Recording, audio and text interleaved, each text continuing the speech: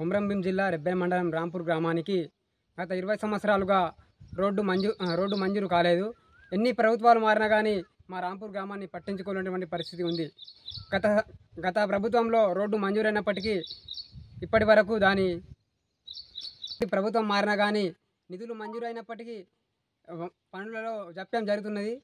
ఆ పనులను గురించి అడిగినా కానీ ఇప్పటి వరకు ఎవరు దాని గురించి స్పందించలేదు.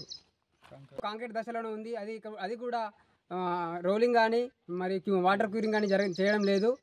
అధికారులను అడిగితే 15 రోజులు అవుతుంది, 20 రోజులు అవుతుందని తెలియజేయడం జరుగుతుంది. కాంట్రాక్టర్ని అడిగితే మాత్రం నాకు తెలియదు, నాకు సంబంధం లేదు, నన్ను అడగకండి, నాకు కాల్ చేయకండి అని దురుసుగా మాట్లాడుతున్నారు.